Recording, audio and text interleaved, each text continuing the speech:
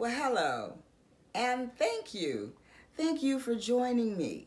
But most important, thank you for taking a stand for yourself. And so now we're going to spend a little time, and this is all about you. So my name is Shawn LaRae. Some of you know that. Shawn LaRae Brinkley. And Shawn LaRae is my real name. I did not make it up. It is on my birth certificate. Everyone thinks I made it up. It's like Mary Ann, only fancier. So don't call me Shawn, please. Shawn LaRae.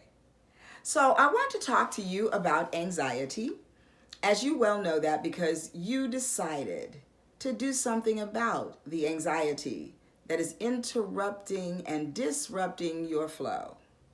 And I am here to tell you that I am so proud of you for doing that.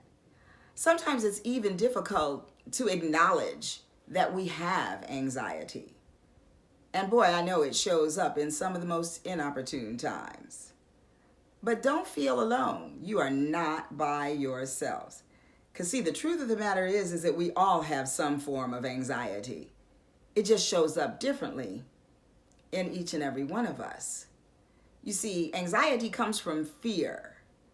And fear is our gift because fear helps to pump out that adrenaline that helps us to know whether it's fight or flight time. So let's say, for instance, you were in the jungle and you came up on a lion and he turned and showed his teeth. That fear is what's going to help you get the heck up out of there so you're not eating for dinner. But if when you're at work and your boss gives you anxiety and you look at him and see him as a lion, well, you certainly can't just get up and run out of there. So I want to help you with some tools that'll help you figure out ways that you can manage this anxiety. And sometimes it shows up in physical ways. It may show up in your breath, in the way that your breathing changes. You may feel that your heart is pounding outside of your chest. And it might sometimes just be subtle because anxiety often happens right up here in our heads. It's overthinking. It's when someone suggests something and you take it and you run with it and you create a story around it. That can be disruptive. And so I want to help you find out the difference between what is appropriate or healthy anxiety, the kind of anxiety that, say for instance, you have a project to complete and you feel a little anxious about it. Well, that might be the drive that you need to complete it. You see, sometimes we don't have enough anxiety and we sleep on things. But if that anxiety puts you in a position that you actually cannot get the project done because you're living in here instead of acting, then that's when it is a problem. So how can you stop the noise? A lot of the noise can be removed with your breath. So I want you to take a few deep breaths with me right now. And I want to tell you how to do that. I want you to breathe in through your nose, and we're going to do that slowly to the count of 4. And then I want you to hold your breath to the count of 4. And then breathe out slowly through your mouth to the count of 4.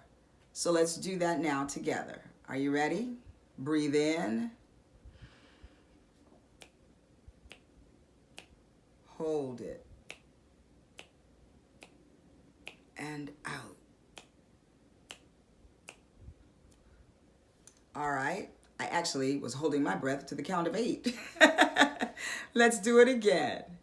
Breathe in for 4, hold for 4, and out for 4.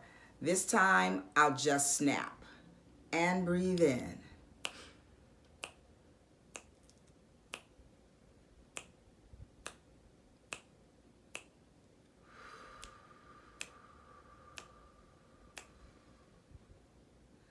When you do that, you alert your brain that it's time to relax. And so when you feel the kind of anxiety that might show up in your stomach, that might show up like where you feel like there's something stuck in your throat, when you shake, you feel restless, just center yourself and ground yourself by taking deep breaths, holding your breath, and then breathing out. Now, when you do that, you might feel self-conscious. So the more you practice, the more you're able to do that where it's imperceptible and no one will know what's going on. Now, the next thing that I want to help you with is those thoughts that run rampant through your mind, that start running through your mind like, as my grandmother used to say, I move like 90 going north. And that's like the freeway. So here in California, it would be like the cars entering the freeway on the 405. Those thoughts are coming one right after the other. That's the noise. So when those thoughts are going like that, this is the best thing that you can do, is just breathe to slow yourself down. Now, when those thoughts are negative, they're irrational, and they're distorted, and there's no real truth or evidence to back them up, then we're going to practice what we call cognitive behavioral therapy. Because everything starts with a thought. From a thought comes a feeling, and from the feeling is the behavior. And so those negative thoughts make you feel some type of way, and then you start behaving some other type of way that isn't good. So when you have a thought, say for instance, those thoughts that are like, I always screw things up. And then that thought leads to, you'll never get that right. You'll never get that job. You'll never get the pay you want. You'll never start your own business. You'll never start school. All of those negative things that keep you stuck, those are the limiting beliefs that we need to learn to move past. Use them to fuel your energy, fuel your desire, but not thwart your desires. So when you have a thought, one of those all or nothing kind of thoughts, then you have to check the evidence against it. And sometimes you have to talk to yourself.